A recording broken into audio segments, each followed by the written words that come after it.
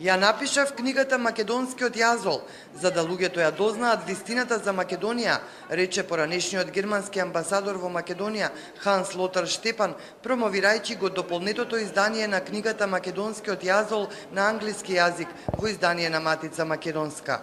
Ова денеска беше централен настан на македонскиот штанд на сајмот на книга во Франкфурт.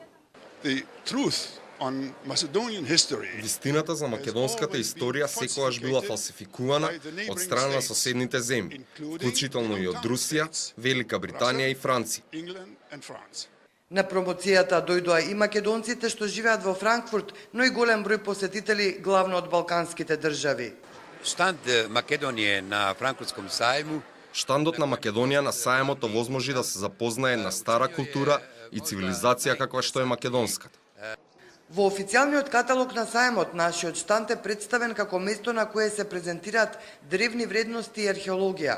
Инаку, денеска министерката за култура Канчева Милевска ги посети штандовите на речиси сите балкански држави, меѓу кои и штандот на Грција, каде ја пречекаа грчкиот конзул во Франкфурт и председателката на Асоциацијата на грчките издавачи.